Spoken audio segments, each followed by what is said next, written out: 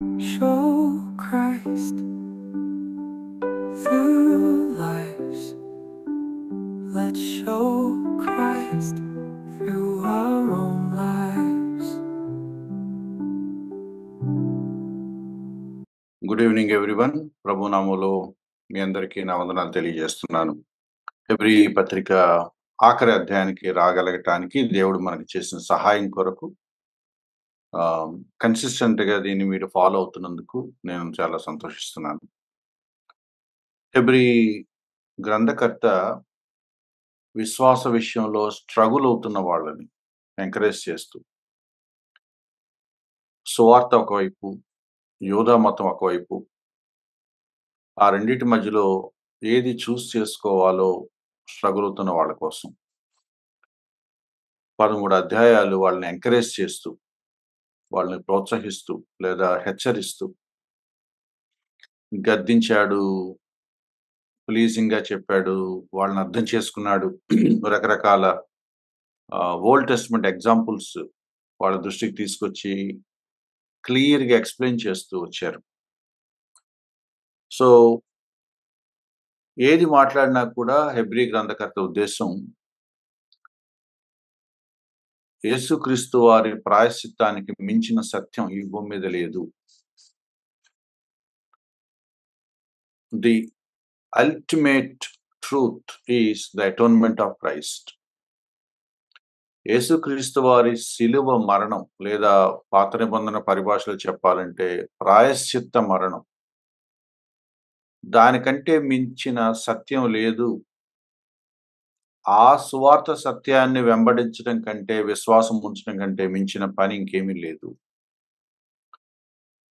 మీరు మాట్లాడుతున్న యూదా మొత్తం కూడా తిరిగి తిరిగి దాన్ని నెరవేర్చుకొని, దాన్ని సరైన అర్థాన్ని సంతరించుకొని, నిజంగా యూదా మొత్తం అర్థవంతంగా నిలబడాలి అంటే యేసుక్రీస్తు వారి ప్రస్తావన లేకుండా జరగదు. It all hangs on Christ. కాబట్టి పదే పదే దాన్ని గుర్తు చేస్తున్నాడు. 10 అధ్యాయాలు లేకపోతే 9-10 అధ్యాయాలు సుమారుగా కన్సిస్టెంట్ డాక్టరీన్ టీచ్ చేసుకుంటూ వస్తున్నాడు. కానీ మరోవైపు ఈయన ఈ గ్రంథకర్త 3వ అధ్యాయంలో కొన్ని వార్నింగ్స్ ఇచ్చాడు, 2వ అధ్యాయంలో కొన్ని వార్నింగ్స్ ఇచ్చాడు, 5వ అధ్యాయంలో కొన్ని వార్నింగ్స్ ఇచ్చాడు, 6వ అధ్యాయంలో కొన్ని వార్నింగ్స్ ఇచ్చాడు, మళ్ళీ 10వ అధ్యాయంలో కొన్ని వార్నింగ్స్ ఇచ్చాడు. అడిగడిగిన వాళ్ళని వార్న్ చేస్తూనే ఒకవైపు తను ఏ విధంగా క్రైస్తవ విశ్వాసం అన్నిటికంటే ఉన్నతమైనదో చెప్తూనే ఉన్నాడు. మరోవైపు ప్రాక్టికల్ గా వాళ్ళ జీవితాలకు అవసరమైన ఇన్స్ట్రక్షన్స్ ఇస్తానే ఉన్నాడు, ఎంకరేజ్ చేస్తానే ఉన్నాడు. 12వ అధ్యాయంలో కూడా వాళ్ళకి ప్రాక్టికల్ ఇన్స్ట్రక్షన్స్ ఇస్తూనే మళ్ళీ పాత నిబంధనకు సంబంధించి కొన్ని పిక్చర్స్ చూపించాడు. మనం లాస్ట్ సెషన్ లో చూసాం, పాత నిబంధనలో దేవుని దగ్గరికి యాక్సెస్ ఎలా ఉంది, కొత్త నిబంధనలో మనకి ఎటువంటి యాక్సెస్ వచ్చింది. Now we have access to the very heavenly places. యేసుక్రీస్తు వారి ద్వారా నేరుగా పరలోకంలోని పరిశుద్ధ పర్వతాన్ని సమీపించే ఒక యాక్సెస్ మనకు వచ్చేసింది. అదే కంటిన్యూ చేస్తున్నాడు 13వ అధ్యాయంలో కూడా. సో నేను ప్రాక్టికల్ ఇన్స్ట్రక్షన్స్ మీద ఎక్కువ సమయం పెట్టదలుచుకోలేదని గతంలో కూడా నేను మీకు చెప్పాను. ఎందుకంటే మన బుక్ ఓవర్ వ్యూ మనం తీసుకునే ప్రయత్నం ఉన్నాం కాబట్టి. సో 13వ అధ్యాయం మొదటి వచనం సహోదర ప్రేమ గురించి, ఆతిథ్యం గురించి మాట్లాడుతున్నాడు. 2వ వచనం 3వ వచనంలోనేమో విశ్వాసం కొరకు జైలు పాలైపోయిన, పర్సిక్యూషన్ లో ఉన్న తోటి విశ్వాసాలని మీరు పట్టించుకోండి అని చెప్తున్నాడు.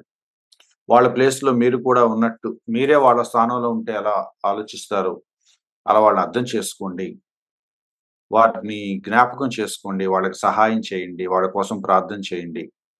4వ వచనం వివాహం గురించిన కొన్ని ఇన్స్ట్రక్షన్స్ ఇస్తున్నాడు. సో వివాహ విషయంలో ఏ జాగ్రత్తలు తీసుకోవాలి, లేకపోతే ఏం విషయాల్లో కేర్ఫుల్ గా ఉండాలి, వాటిని ప్రస్తావించాడు. 5వ వచనంలో ధనాపేక్ష గురించి వార్న్ చేశాడు.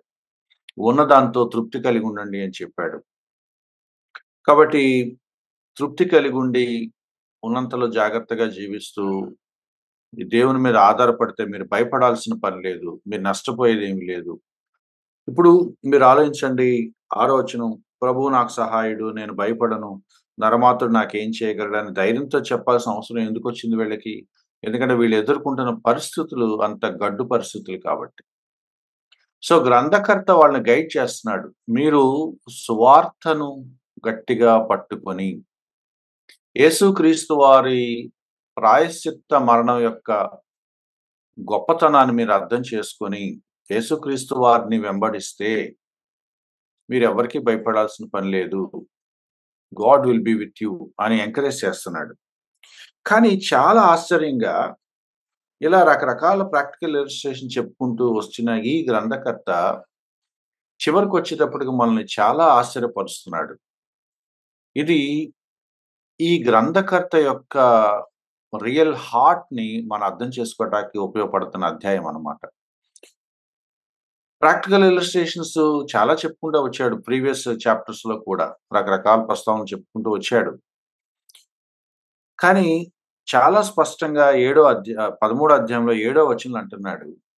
మీకు వాక్యము బోధించి, దేవుని వాక్యం బోధించి, మీ పైన నాయకులుగా ఉన్న వారిని జ్ఞాపకం చేసుకొని, వారి ప్రవర్తన ఫలమును శ్రద్ధగా తలంచుకొనుచు, వారి విశ్వాసమును అనుసరించుడి. సో సడెన్‌గా ఒక ప్రాక్టికల్ ఇన్‌స్ట్రక్షన్ ఇస్తున్నాడు. ఇంత మాట్లాడుకున్నాం కదా! మీరేం చేయాలంటే, మీరు అట్‌లీస్ట్ ఒక పని చేయండి బాబు. నేను చెప్పిందంతా మీకు అర్థమవుతుందా? లేదా కొంత టైం పట్టుద్దా? I don't know. But do this at least. మీకెవరైతే వాక్యం బోధిస్తున్నారో, ఎవరైతే మీ పైన నాయకులుగా ఉండి మిమ్మల్ని గైడ్ చేస్తున్నారో, వాళ్ళని ఒక్కసారి మీరు అబ్జర్వ్ చేయండి.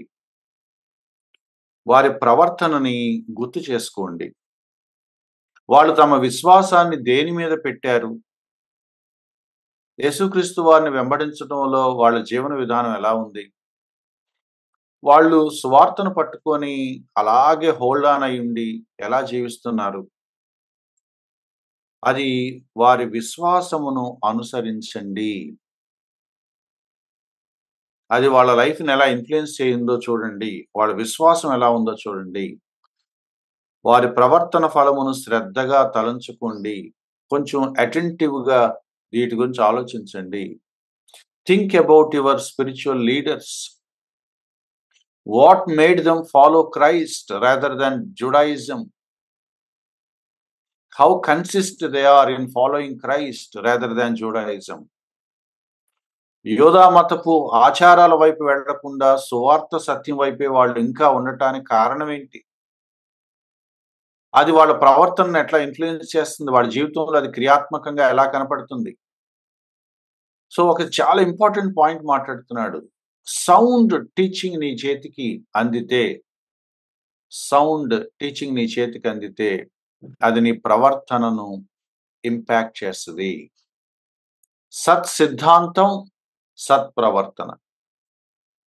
ఈ 2 పదాలు గుర్తుపెట్టుకోండి. సత్ సిద్ధాంతం, సత్ప్రవర్తన. జాన్ స్టార్టన్ ఆయన చాలా బ్యూటిఫుల్‌గా అన్నాడు. Right conduct, right doctrine. అంటే ఈ రైట్ కాండక్ట్ ఎక్కడి నుంచి వస్తది అంటే రైట్ డాక్ట్రిన్ లోంచి వస్తది. Right teaching leads to right behaviour. మీరు ఏమి నమ్ముతున్నారో అది మీ ప్రవర్తనను ప్రభావితం చేస్తుంది. అది మీ వ్యక్తిగత జీవిత పనుల్లో బయటపడుతుంది. కాబట్టి మీ చుట్టూ ఉన్న నాయకుల్ని, మీకు వాక్యం బోధిస్తున్న వాళ్ళని అబ్జర్వ్ చేయండి. వాళ్ళని జ్ఞాపకం చేసుకోండి. ఎంత బ్యూటిఫుల్‌గా ఉందో చూడండి. వారి ప్రవర్తన ఫలమును తలంచుకొని వారి విశ్వాసమును అనుసరించండి. అంటే it seems there are some good models in that church. ఆ హెబ్రీ సంఘ పరిధిలో చక్కటి నాయకులు కొంతమంది ఉన్నారని మనకు అర్థమవుతుంది. వాళ్ళ జీవితాలు చూడండి బాబు అని ధైర్యంగా అంటున్నాడంటే, వాళ్ళు మంచి మాదిరిగా జీవిస్తున్నారు, సత్ప్రవర్తన కలిగి ఉన్నారు, మంచి విశ్వాసం కలిగి ఉన్నారు. యోధా మతపు ఆచారాల వైపు వెళ్లకుండా సువార్త సత్యానికి కట్టుబడి వాళ్ళు ఉన్నట్టుగా మనకు కనపడుతుంది. So he is encouraging them to follow them. మళ్ళీ గుర్తు చేస్తున్నాడు. యేసుక్రీస్తు నిన్న నేడు ఒకటే రీతిగా ఉన్నాడు. యుగయుగములకు ఒకటే రీతిగా ఉన్నాడు. క్రైస్ట్‌ని అర్థం చేసుకోండి. ఆయన దైవత్వాన్ని అర్థం చేసుకోండి. ఆయన ఎప్పుడూ ఒకేలాగున్నాడు. నిన్న, నేడు ఏకరీతిగా ఉండేవాళ్ళని, యుగయుగాలు ఏకరీతిగా ఉండేవాళ్ళని, మార్పు లేని స్వభావం కలిగిన వాళ్ళని దేవుడనక ఏమంటారు?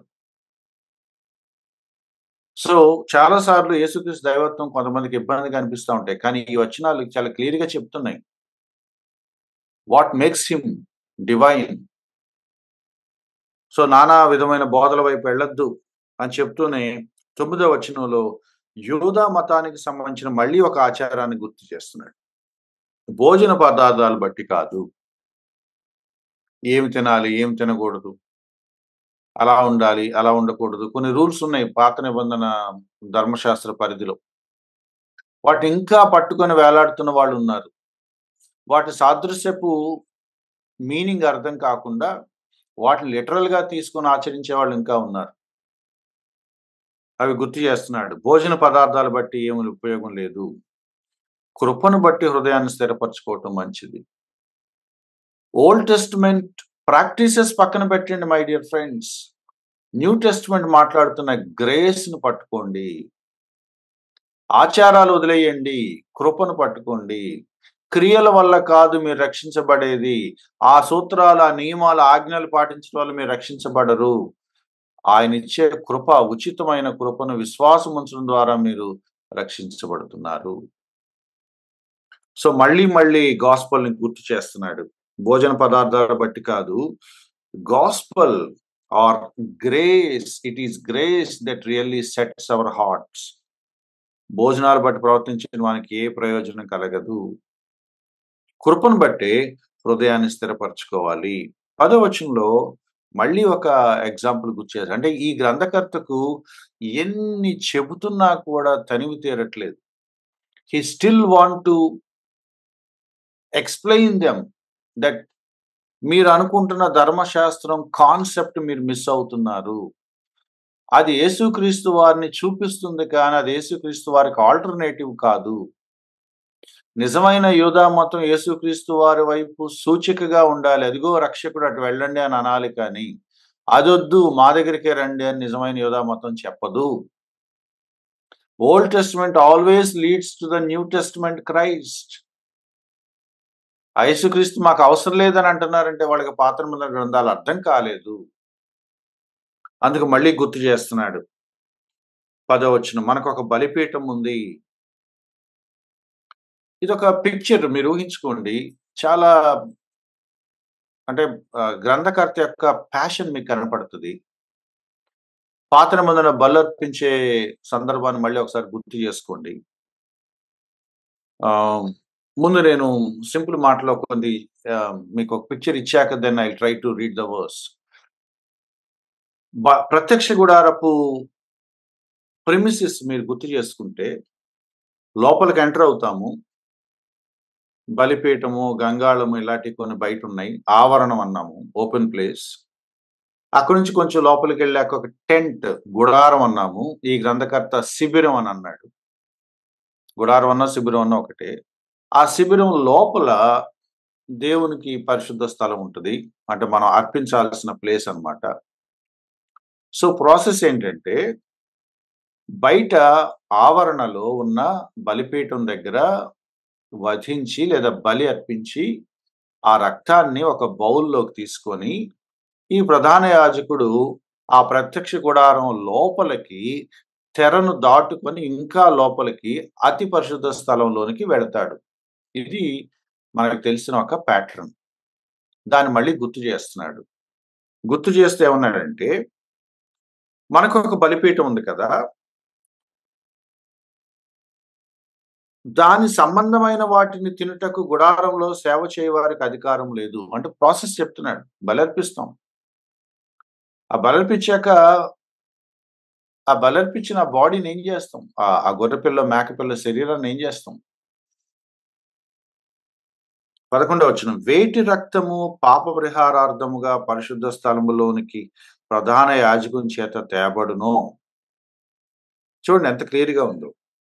ఆ రక్తాన్నేమో పాప పరిహారార్థ బలిగా అర్థంగా తీసుకొని పరిశుద్ధ స్థలంలోని ప్రధాన యాజకుడు తీసుకొస్తాడు. నేను దీన్ని ఇంక తిరగేసి చెప్పాలంటే ప్రధాన యాజకుడు పాప పరిహారార్థ నిమిత్తమై ఆ రక్తాన్ని పట్టుకొని పరిశుద్ధ స్థలంలోకి ప్రవేశిస్తాడు.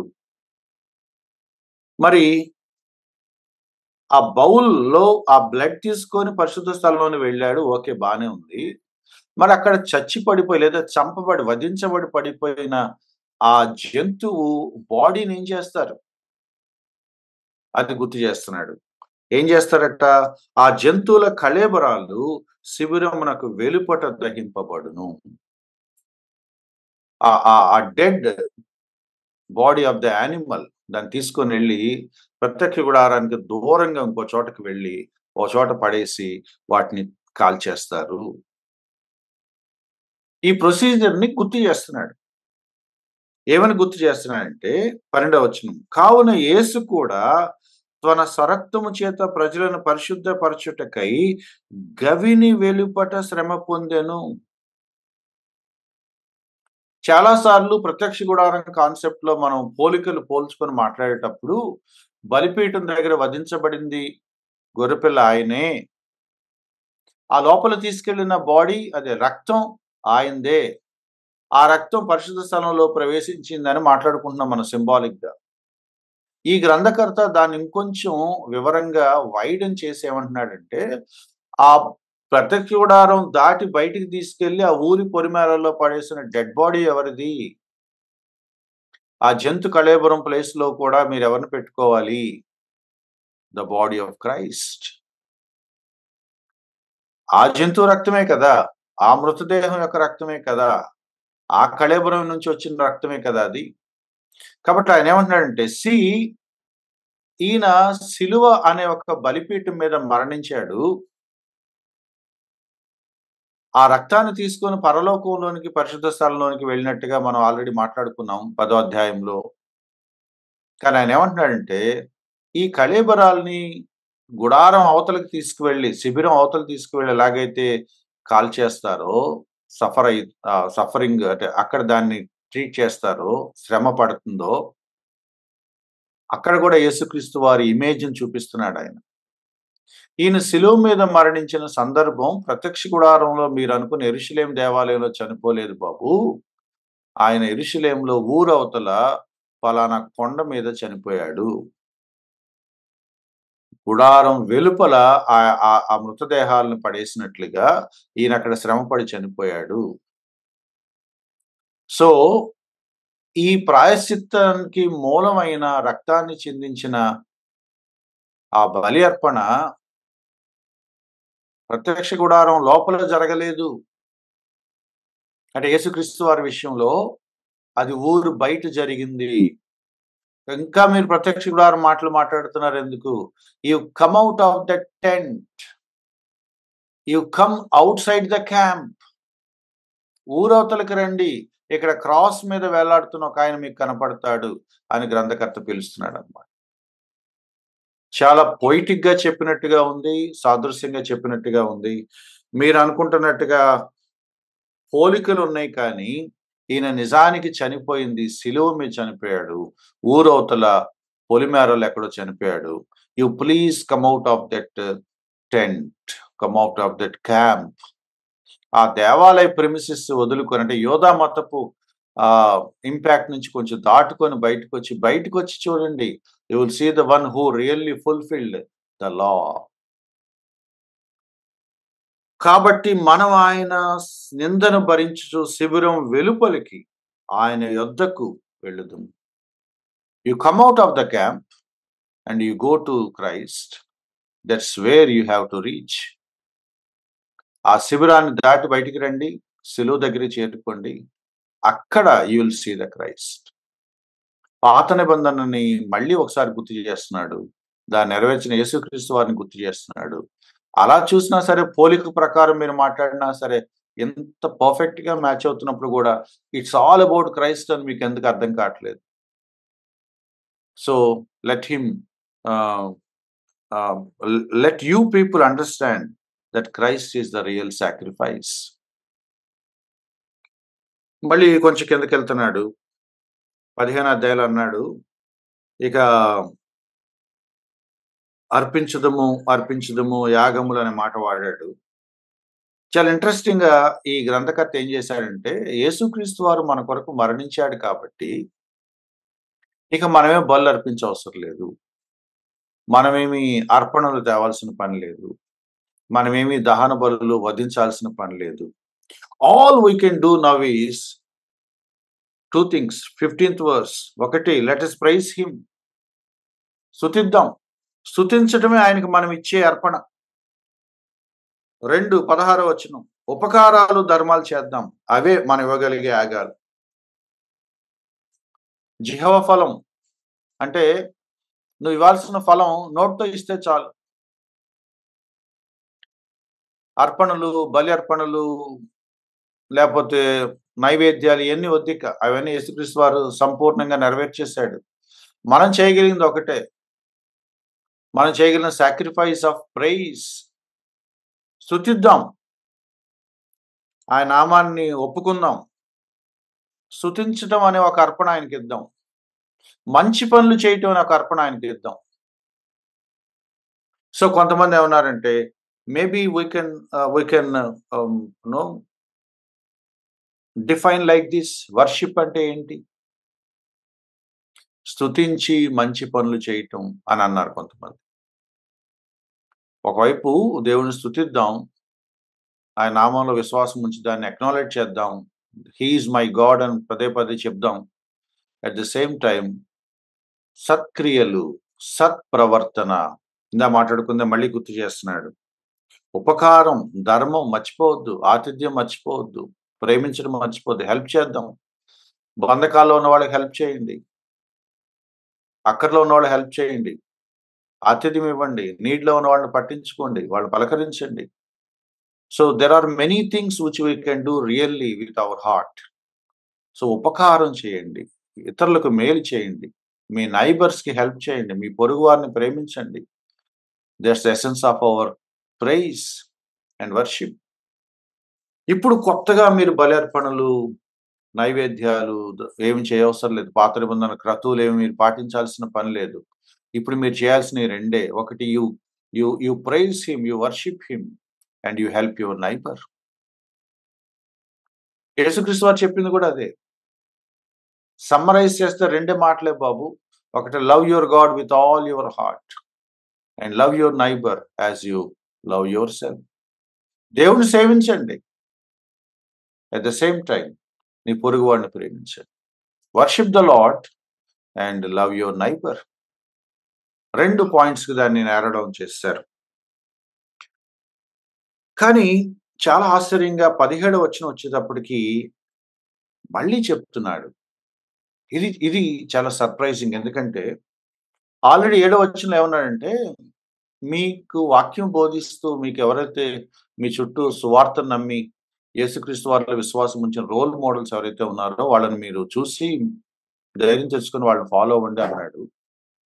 17వ వచనంలో మళ్ళీ అది గుర్తు చేస్తున్నాడు. ఏమని గుర్తు చేస్తున్నాడంటే, మీ పైన నాయకులుగా ఉన్న వారిని మీరు పట్టించుకోండి.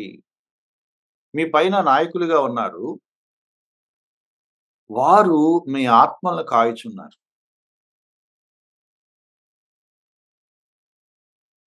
మిమ్మల్ని వాళ్ళు మానిటర్ చేస్తున్నారు.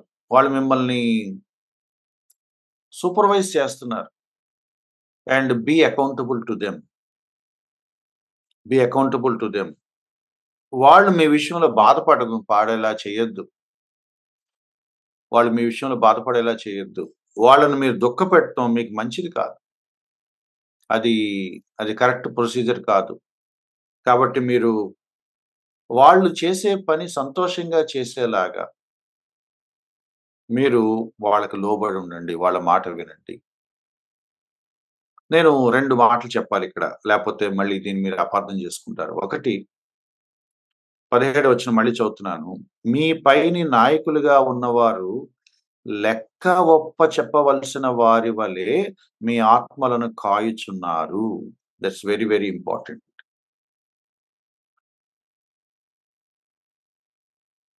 మీ పైన ఉన్న నాయకులు, మీ స్పిరిచ్యువల్ లీడర్స్ ఎలా ఉండాలి అనంటే, ముందు వాళ్ళ గురించి మాట్లాడుకుందాం.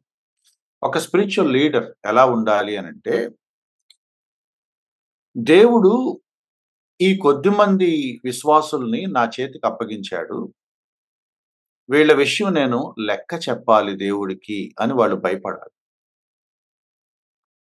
అదే కదా! మీ పైన నాయకులుగా ఉన్నవారు లెక్క ఒప్పచెప్పవలసిన వారి వలె మీ ఆత్మలను కాయుచున్నారు. దే షుడ్ గార్డ్ యూ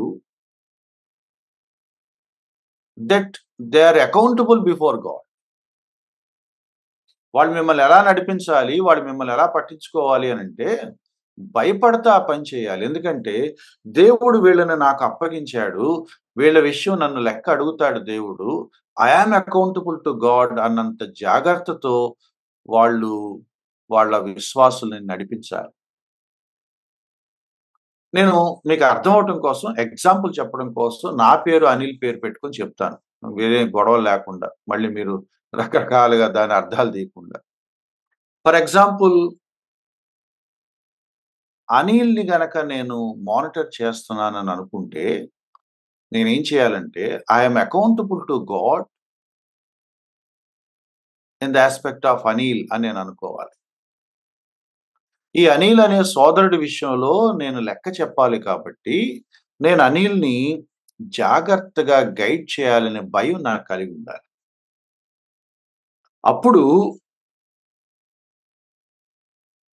నేను ఇంత గైడ్ చేస్తున్నా కూడా, ఇంత జాగ్రత్తగా తను స్పిరిచ్యువల్‌గా తన క్షేమాన్ని కోరుకొని, మంచి చెడ్డల్ని చెప్తూ, అలా వద్దు, ఇలా చేయాలి, ఇలా వద్దు, ఇలా చేయండి అని కౌన్సిల్ చేస్తుంటే కూడా, ఆ సోదరుడు వినకుండా తనకు నచ్చినట్టుగా చేస్తా ఉంటే, ఆబ్వియస్‌గా ఈ సోదరుడు బాధపడతాడు.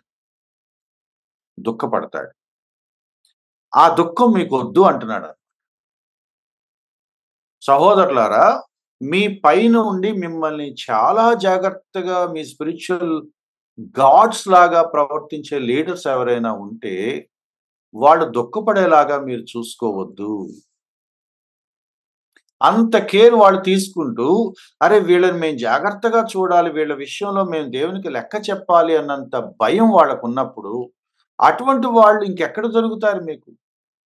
అటువంటి వాళ్ళకి ఇక మీరు మాట వినకపోతే ఎట్లాగా? వాళ్ళని మీరెట్లా దుఃఖపెడతారు? అది ఇక్కడున్న కండిషన్. అంటే లీడర్ నీ గురించిన కన్సర్న్ ఎంతుంది అంటే, దేవుడికి నేను లెక్క చెప్పాలి కదా అన్నంత కన్సర్న్ ఉంది. అలా భయపడే లీడర్ ఎప్పుడూ కూడా నిన్ను ఎక్స్‌ప్లాయిట్ చేయడు, నిన్ను మానిప్యులేట్ చేయడు, నిన్ను మిస్‌లీడ్ చేయడు. అటువంటి లీడర్ బాధపడితే అది నిజంగా బాధాకరమైన విషయం. అంతేకాని అకౌంటబిలిటీ ఉందన్న స్పృహ లేకుండా వీళ్ళ జీవితాలు నేను జాగ్రత్తగా నడిపించాలనే బాధ్యత లేకుండా, కేవలం మీ పైన నేనున్నాను గాబట్టి నేనేం చెప్తే మీరది చెయ్యాలి అని జెప్పి, పెత్తనం చేసే వాళ్ళ విషయం గురించి ఇది మాట్లాడట్లేదు. ఎవరైనా ఈ వచనం చూపిచ్చి, పెద్దోళ్ళు చెప్పిన మాట ఇనమన్నారు కదండీ అనంటే, ఆ పెద్దోళ్ళు ఎలా ఉండాలో కూడా ఇక్కడ చెప్పారు. గుడ్డిగా ఎవరికీ మీరు తలొంచాల్సిన పని లేదు. వాళ్ళు మిమ్మల్ని ఎక్స్‌ప్లాయిట్ చేస్తున్నా సరే, మిమ్మల్ని వాళ్ళు మానిప్యులేట్ చేస్తున్నా సరే, మిమ్మల్ని వాళ్ళు సఫర్ చేస్తున్నా సరే, అయినా సరే పైవాడికి లోబడాలనేంత మూర్ఖత్వం బైబిల్ ఎప్పుడు చెప్పట్లేదు. బయట కొన్ని చోట్ల ఆ బోధలున్నాయి. అందుకే నేను చాలా జాగ్రత్తగా మాట్లాడుతున్నాను ఈ మాటలు. మేమెలా ఉన్నా మీకనవసరం. మేమేం చేసినా మీకనవసరం. దేవుడు మమ్మల్ని ఈ పొజిషన్‌లో పెట్టాడు. మీరు మా మాట వినాల్సిందే. లేపోతే ఇక్కడి నుంచి ఎళ్ళిపోండి అని అంటున్నారు. అదేదో వాళ్ళ అడ్డాలాగా. A leader is accountable. A pastor is accountable. నేను 10 గొర్రెల్ని కాయమని ఇచ్చాడు ఈ కాపరికి దేవుడు. ఏ గొర్రె తప్పిపోద్దా? ఎప్పుడెటెళ్తదా అని నిద్రపోకుండా కాపలా కాసే బాధ్యత కాపరికుంది. నేనెట్లాగన్నా ఉంటాను. మీరు మాత్రం ఇష్టం వచ్చినట్టు ఉంటాకి వీల్లేదని కాపరండు. పరుగులు తీయాల్సిందే కాపరి. అరె! ఇన్ని సార్లు మన కోసం ఎత్తుకుంటా వస్తాడురా! ఎన్ని సార్లు పరుగులు తీస్తాడురా! అలా మనం దుఃఖపెట్టొద్దు. మనం గూడా బాధ్యతగా ఉందాం. మనం గూడా కంట్రోల్డ్‌గా ఉందామని గొర్రెలు అనుకుంటే that's the bond between the shepherd and the sheep. We need leaders who really fear God for our sake. వీళ్ళ విషయం నేను లెక్క చెప్పాలని భయపడే నాయకుడు ఉన్నప్పుడు, ఆ నాయకుడికి లోబడటానికి ప్రాబ్లమ్ ఏంటండి? ఈ అన్న ఏం చేసినా సరే నా మంచి కోసమే చేస్తాడు. పొరపాటున కూడా నన్ను అడ్వాంటేజ్ తీసుకోవడానికి ఒక అన్న నాకు దొరికితే, ఆ అన్న ఏం చెప్పినా నేను వింటాను. ఎందుకంటే ఆ అన్న తేడా చెప్పడు కాబట్టి. సో, దుఃఖముతో కాక ఆనందంతో చేయనట్లు వారి మాట విని వారికి లోబడి ఉండండి. నన్ను రియల్ కన్సర్న్ ఒక నాయకుడు నా మీద చూపించినప్పుడు, ఆ నాయకుడి మీద నాకు ఎటువంటి ఇన్‌సెక్యూరిటీ గాని, భయం కానీ, అనుమానాలు కానీ లేనప్పుడు, అరే! ఇంత బాగా నా స్పిరిచ్యువల్ లైఫ్‌ని పట్టించుకునే వాళ్ళు ఇంకెవరు దొరుకుతారని నాకు అనిపించినప్పుడు, ఆబ్వియస్‌గా నేను లోబడతాను. నేను లోబడినప్పుడు ఆయన దుఃఖపడే అవకాశం ఉండదు కాబట్టి, ఇంకా సంతోషంతో ఆయన నన్ను పట్టించుకొని గైడ్ చేస్తా ఉంటాడు. The more I am obedient, the more they will be happy. ఈ తమ్ముడు నేను చెప్పిన మాట కాదనడు. ఈ తమ్ముడు ఎప్పుడు ఎదురు చెప్పలేదు. ఈ తమ్ముడు ఎప్పుడు అర్థం చేసుకుంటాడు. ముందు వింటాడన్నప్పుడు, "ఏయ్! చెప్పొచ్చు. తను వింటాడు. ఏం పర్లా మనం మాట్లాడదాం" అనగలిగే స్వేచ్ఛ ఉన్నప్పుడు, everybody will be happy to talk to you. See the relation, see the bond. Author ఏమంటున్నాడో తెలుసా? హెబ్రీ విశ్వాసులారా, మీకు కావాల్సింది ఫెలోషిప్. మీకు కావాల్సింది ఫెలోషిప్. విశ్వాస విషయంలో స్ట్రగుల్ అవుతున్నారా? You need someone to guide you and you need someone to whom you are accountable. మిమ్మల్ని పట్టించుకునే వాళ్ళు కొంతమంది కావాలి. వాళ్ళకి మీరే ఒబీడియంట్‌గా ఉండాలి. అకౌంటబుల్‌గా ఉండాలి. See the beauty here my dear friends. విశ్వాసి నాయకుడికి అకౌంటబుల్‌గా ఉండాలి. నాయకుడు దేవుడికి అకౌంటబుల్‌గా ఉండాలనే భయంతో నడిపిస్తాడట. That's the church. That's the church. పైనేమన్నాడు? మీ నాయకులను చూసి మీరు వాళ్ళని అనుసరించండి. ఎందుకు? వాళ్ళు నేర్చుకున్న డాక్ట్రిన్ అటువంటిది. వాళ్ళ వెనకాల వెళ్తే సత్యంలోనే ఉంటాం మనం. దుర్బోధల వైపు వెళ్ళమనే ఒక సేఫ్ జోన్‌లో ఉన్నాం కాబట్టి. ఇప్పుడేమంటున్నాడు? డెయిర్ అకౌంటబిలిటీ. అంత జాగ్రత్తగా వాళ్ళు మీ జీవితాలను పట్టించుకుంటున్నప్పుడు మీకు ప్రాబ్లమ్ ఏంటి? సో 2 విషయాలు చెప్తున్నాడు. Follow their truth. వాళ్ళు వెంబడించిన గాస్పెల్ ట్రూత్‌నే మీరు వెంబడించండి. 2 వాళ్ళు చాలా జాగ్రత్తగా మీకోసం కేర్ తీసుకుంటున్నప్పుడు, మీరు కూడా వాళ్ళకి తగ్గట్టుగా ప్రవర్తించండి. ఆహ్,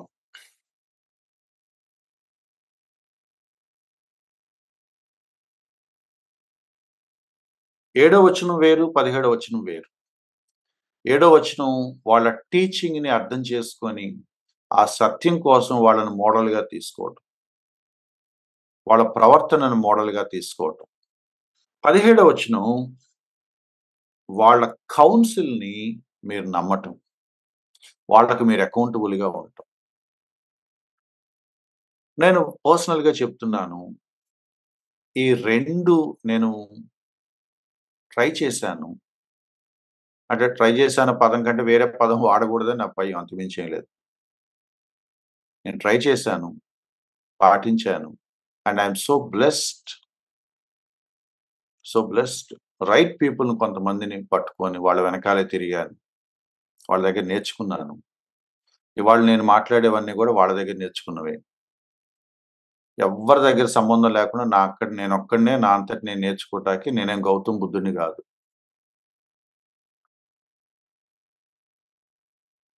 I learned from some good people, some good teachers. And I నిదానంగా అయినా కొంచెం లేట్ అయినా సరే ఐ మేడ్ అప్ కొంచెం ఆలస్యం చేశాను. కొన్ని సార్లు నేను కూడా తలెగరేసిన సందర్భాలు ఉండని. But I realised that I should be submissive to someone. ఎవరో ఒకళ్ళకి నేను అకౌంటబుల్‌గా ఉండాలి. ఎవరో ఒకళ్ళ దగ్గర నేను లోబడి ఉండాలి. కొన్ని వాళ్ళు చెప్పేవి నాకు నచ్చకపోయినా వాళ్ళు చెప్తున్నారు కాబట్టి, వాళ్ళ జ్ఞానంతో చెప్తున్నారు కాబట్టి, వయసులో పెద్దవాళ్ళు కాబట్టి, వాళ్ళు చెప్పే దాంట్లో విజ్డమ్ ఉంది కాబట్టి, అది నాకు అర్థం కాని కారణం చేత నేను తల ఎగరేయాల్సిన అవసరం లేదు. నిదానంగా అర్థమవచ్చు. First let me be obedient. Let me be silent. Let me bow down my head. I sincerely request all my viewers. మీరు ఎక్కడున్నారో నాకు తెలీదు. ఏ ఫెలోషిప్‌లో ఉన్నారో నాకు తెలీదు. ఎవరు పడితే వాళ్ళకి తలొంచేసి కమిట్ అయిపోయిన అలా కూడా నేను చెప్పలేను. బట్ మీ పైన ఒక మంచి నాయకుడు ఉన్నట్టుగా మీకు అనిపిస్తే, they really care for me. They really guide మీ.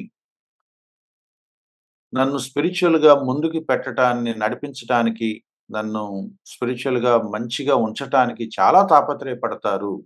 నా ఆత్మీయ జీవితాన్ని వాళ్ళు చాలా బాగా పట్టించుకుంటారు అనే ఒక వ్యక్తి మీకు దొరికినప్పుడు, be accountable to them. Be accountable to them. మీరు చెప్పండి. నేను మీకు అకౌంటబుల్‌గా ఉందాం అనుకుంటున్నానన్నా అని చెప్పండి. అప్పుడప్పుడు గైడ్ చేయండి అన్నా. I would like to share my thoughts. నా నిర్ణయాలు నేనొక్కడినే తీసుకోదలుచుకోలేదు. కొంతమందితో మాట్లాడి సెకండ్ థాట్ తీసుకున్నాకే తీసుకోదలుచుకున్నాను. Which is a great blessing. బాబు ఇది కొంచెం అటు ఇటుగా ఉంది. నువ్వు ఏం చేయొద్దు సురేష్. యూ వెయిట్ అని ఎవరన్నా అంటే పెద్దలు. ఏ పని చేయకుండా వెయిట్ అంటే వెయిట్ చేయటం నేను అలవాటు చేసుకున్నాను. ఇదొద్దు నువ్వు ఆపేయి అంటే ఆపేద్దాం అనే నిర్ణయానికొచ్చేస్తున్నాను. ఎందుకంటే I need someone to safeguard me, to guide me, to lead me. దేవుడు పెట్టిన సహవాసం, సమాజం, క్రైస్తవ సమాజంలో ఉన్న ప్యాటర్న్ ఇది.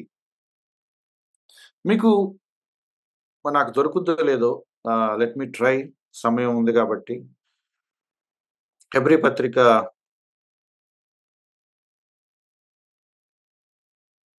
3 అధ్యాయం. హెబ్రీ పత్రిక 3 అధ్యాయం 15వ వచనం చూస్తారా?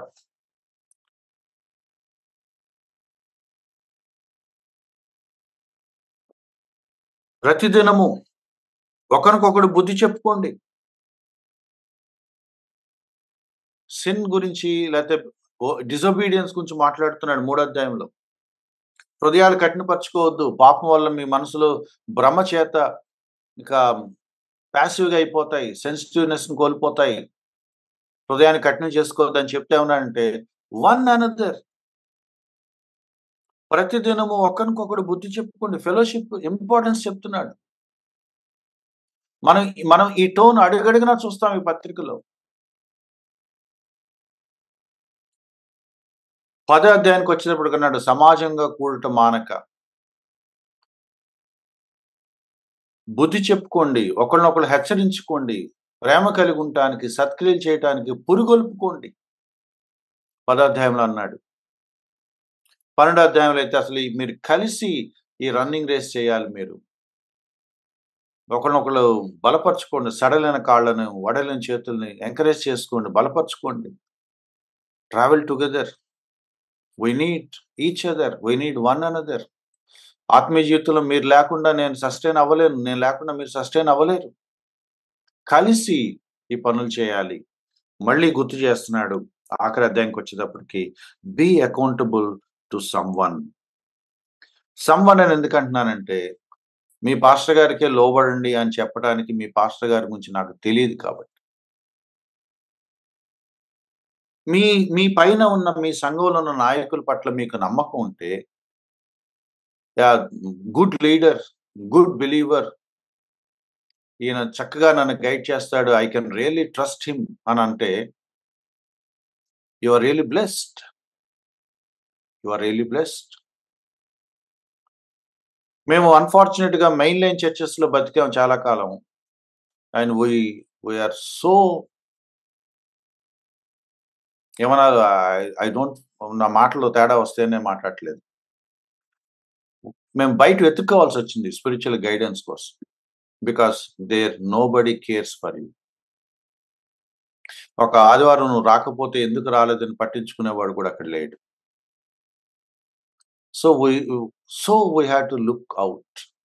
వెతుక్కున్నాం. ఇప్పుడు ఒక చిన్న చిన్న గుంపులో మిగిలిపోవాలని అనుకుంటున్నాం. ఎందుకంటే somebody has to guide me, somebody has to counsel me, somebody has to monitor me. నేను ఇంకోళ్ళకి హెల్ప్ చేస్తా ఉండొచ్చు. నేను కొంతమందికి గైడ్ చేయొచ్చు. కానీ అట్ ద సేమ్ టైమ్ నన్ను గైడ్ చేసేవాళ్ళు ఉండాలి. ఫెలోషిప్ ఇంపార్టెన్స్ చెప్తున్నాడు. ఎంత బ్యూటిఫుల్‌గా ఉందో చూడండి. వాళ్ళు ఆ పని సంతోషంగా చేయాలి బాబు. దుఃఖంతో చేస్తే ఏం ప్రయోజనం? When you talk about a brother, ఎంత చెప్పినా వినడండి అనే మాట ఎంత ఘోరం. లేదండి ఆ బ్రదరు మరి అలా ఎందుకు చేశాడో నాకు తెలీదు. బట్ చెప్తే వింటాడు బ్రదర్. మనం మాట్లాడదాం. అలా అలా వినకుండా వెళ్ళిపోయే మనిషి కాదు. హి యాక్సెప్ట్స్ ఎ కామెంట్ అని అనగలుగుతా నీ గురించి? ఆ మనిషి మన మాట ఇనడు అనే స్టేట్మెంట్‌కిను, వింటాడు బ్రదర్ అనే స్టేట్మెంట్‌కి చాలా తేడా ఉంది మై డియర్ ఫ్రెండ్స్. చాలా తేడా ఉంది. కంప్లీట్ పిక్చర్ తేడా ఉంది. మాట వింటాడు అని అనిపించుకోవటం it's a great blessing. Mistakes అందరం చేస్తాం. కానీ ఎవరైనా చెప్పినప్పుడు వింటాడు. యాక్సెప్ట్ చేస్తాడు. సరి చేసుకుంటాడు. ఒప్పుకుంటాడు. That's the Christian life. That's the Christian spirit. ఈ మనిషి చెప్తే వింటాడా? ఆర్గ్యూ చేస్తాడా? సమర్థించుకుంటాడా? నాకు నచ్చితేనే చేస్తానంటాడా? లేకపోతే లేదా? ఉన్నాయి, చాలా ఫ్యాక్టర్స్ ఉన్నాయి. ఈ గ్రంథకర్త ఎంత బ్యూటిఫుల్‌గా రాస్తున్నాడంటే, వారి మాట విని వారికి లోబడి ఉండండి అని చెప్పి వెంటనే ఏమన్నాడో తెలుసా? మా నిమిత్తం ప్రార్థన చేయండి. ఎవరైనా 13 అధ్యాయాలు మీకేం తెలుసురా? మీకేం అర్థమైందిరా? అన్నంత గట్టిగా వాళ్ళకి ధర్మశాస్త్రపు సంగతుల్ని ఎక్స్‌ప్లెయిన్ చేసి, మంచి నాయకులను చూసుకోండి బాబు, బోధకులను చూసుకోండి, వాళ్ళ దగ్గర నేర్చుకొని వాళ్ళని వెంబడించండి, వాళ్ళ దగ్గర అకౌంటబుల్‌గా ఉండండి అని చెబుతూ, వాళ్ళు వెంటనే ఈయన నాయకుడి వాయిస్ లాగా మాట్లాడట్లేదు. ఒక విశ్వాసిలాగా మాట్లాడుతున్నాడు. Please pray for us my dear friends. మా నిమిత్తం ప్రార్థన చేయండి. మేము అన్ని విషయాల్లో యోగ్యంగా ప్రవర్తించేలాగా మంచి మనస్సాక్షి కలిగి ఉండాలని మా కోసం ప్రార్థన చేయండి. అది లీడర్ క్వాలిటీ. నేనెప్పుడు గైడ్ చేస్తాను అనేవాడు లీడర్ కాదు. నేనెప్పుడు చెబుతాను అనేవాడు లీడర్ కాదు. నేనెప్పుడు సలహాలు ఇస్తాను అనేవాడు లీడర్ కాదు. నాకు నీడ్స్ ఉన్నాయి. నాకు అవసరాలున్నాయి. నాకు ప్రార్థనా విజ్ఞాపనలున్నాయి. నాకు భయాలున్నాయి. నాకు సమస్యలున్నాయి. నాకు బలహీనతలున్నాయి. నా కోసం కూడా ప్రార్థన చేయండి. నేనేమో పరిపూర్ణుడిని అయిపోలేదు. నాకు మూడో ఎక్కం వచ్చు, మీకు రెండో ఎక్కం వచ్చు, అంతే తేడా. రెండో ఎక్కంలో డౌట్లు అడిగితే నేను చెప్తాను. మూడో ఎక్కం నేను నేర్చుకుంటున్నారా నాకు తెలీదంటాను. నాలుగో ఎక్కం అడిగితే తెలీదు, మనిద్దరం కలిసి ఇంకెక్కడికైనా ఎళ్లి కనుక్కుందాం అని అనాలంతే. అంతా తెలిసినట్లుగా మాట్లాడాల్సిన అవసరం లేదు మనం. Pray for us. మా నిమిత్తం ప్రార్థన చేయండి. మేము అన్ని విషయాల్లో యోగ్యంగా ప్రవర్తించగోరుతున్నాం. అటువంటి ఒక మంచి మనస్సాక్షి కలిగి ఉన్నాం. ప్రార్థన చేయండి. I really want to have a clean heart. I really want to have a adequate behavior, worthy. సత్ప్రవర్తన కలిగి ఉండాలని కోరుకుంటున్నాను. మంచి మనస్సాక్షి కలిగి ఉండాలని కోరుకుంటున్నాం. అన్ని విషయాల్లో చాలా జాగ్రత్తగా ప్రవర్తించాలని కోరుకుంటున్నాం. అది గదా ప్రేయర్ పాయింట్. నా కోసం ప్రార్థన చేయండి. మేము చాలా జాగ్రత్తగా ఉండాలని ఆశపడుతున్నాను. చాలా తప్పులు చేస్తున్నాను. అన్ని విషయాల్లో నేను జాగ్రత్త పడాలని కోరుకుంటున్నాను. Please pray for me. మళ్ళీ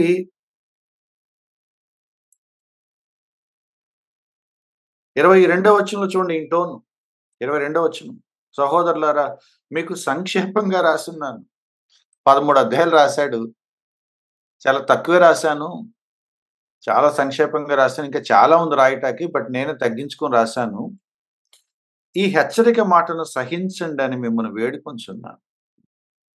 ఈ 13 అధ్యాయాల్లో నేను డ్రైవ్ చేయాలనుకున్న పాయింట్ల కోసం గట్టిగా మాట్లాడానేమో, హెచ్చరించానేమో, హార్ష్‌గా మాట్లాడానేమో, మీకెక్కడైనా ఇబ్బంది కలిగిందేమో.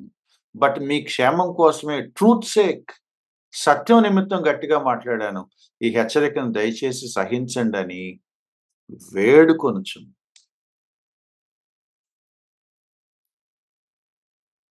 ఆథర్ ఎవరో మనకు తెలీదు. పౌలు గారని కొంతమందంటారు. పౌలు గారు కాదని కొంతమందంటారు. We don't know. But who the author is, what a great man he is.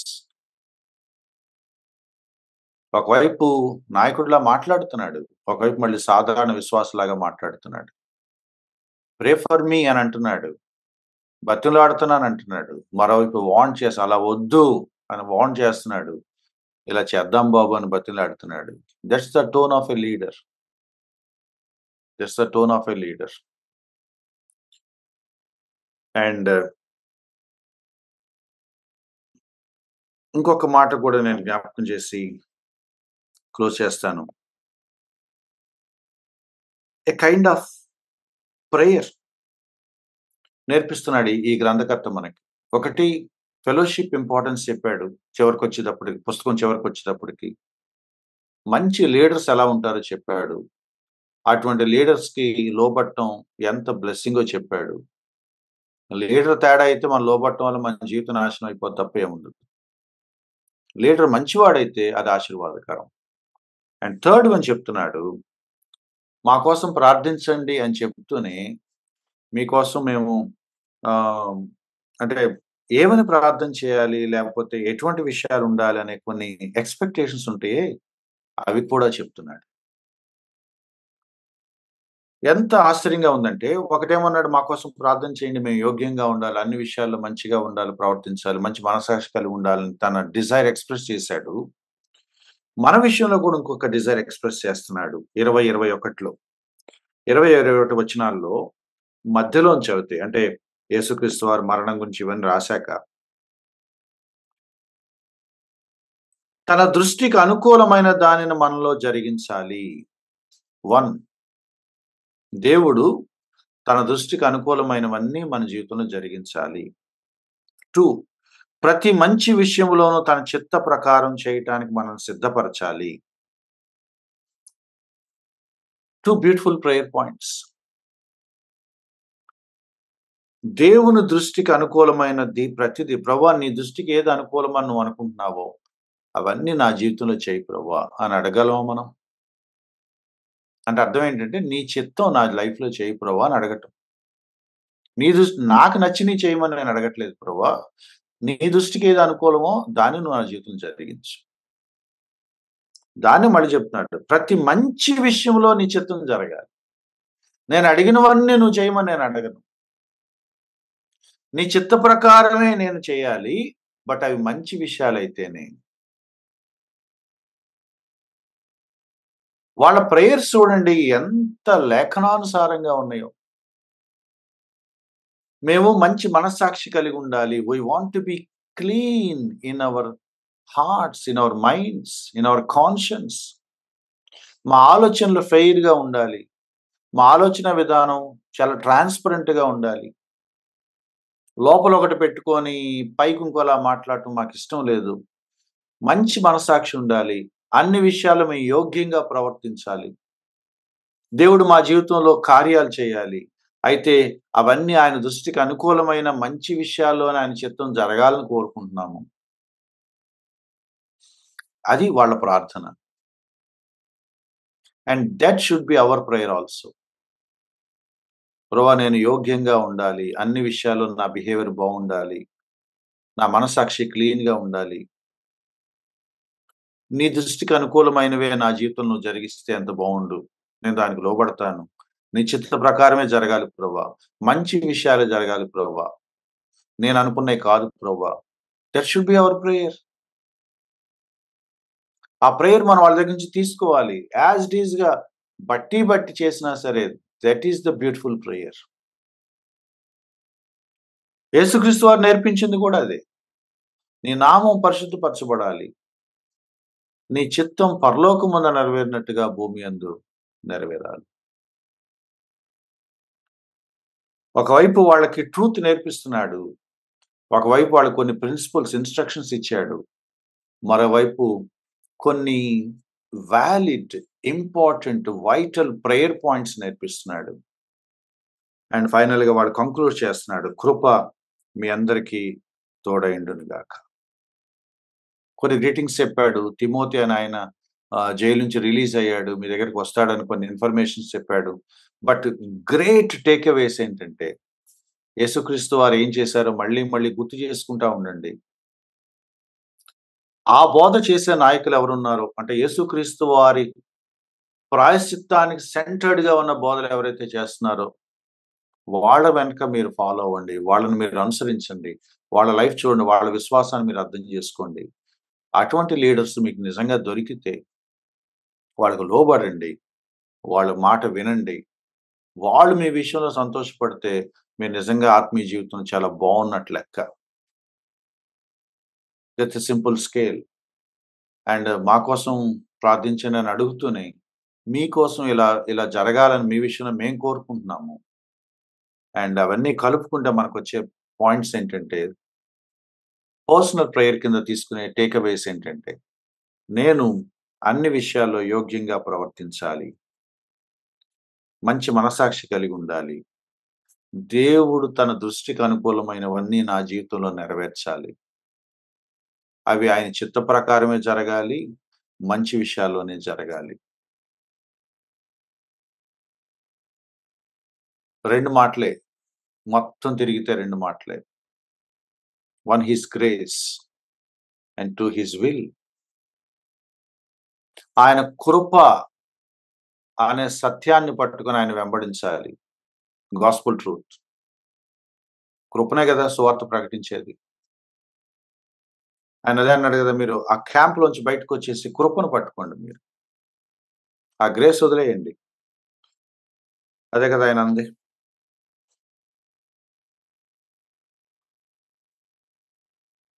Grace and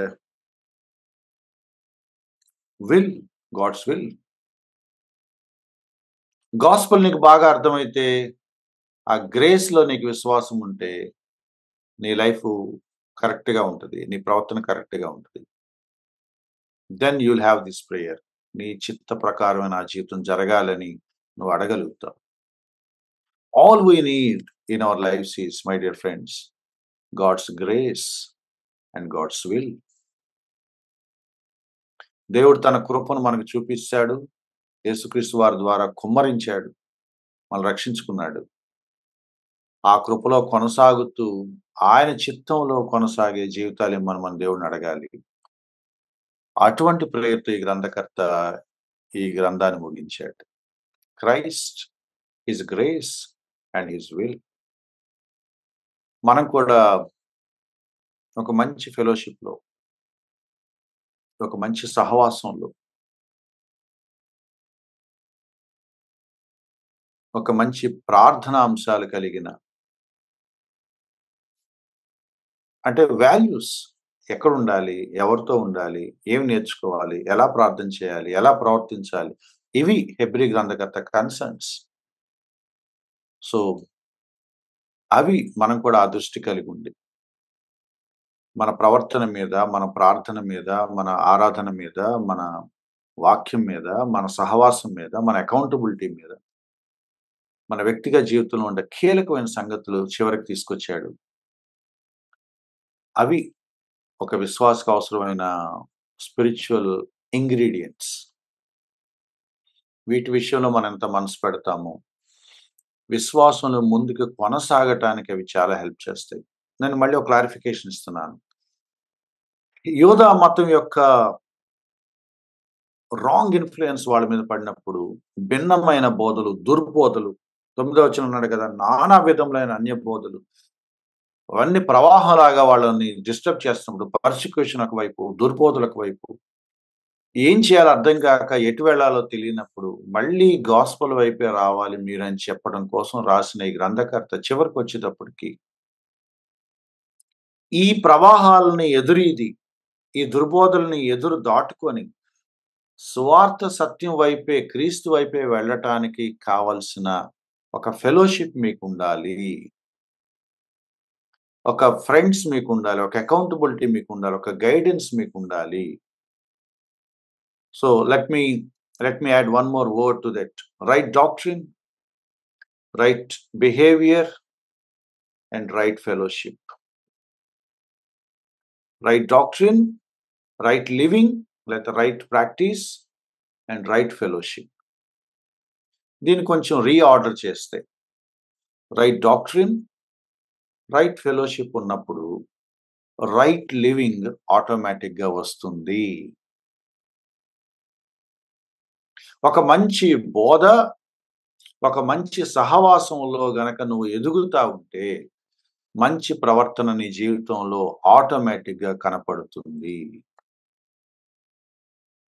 Those are the final concluding words of the Hebrews author, and I really praise God for him for reminding me personally again and again what are very, very important in a believer's life. Thank you. God bless you.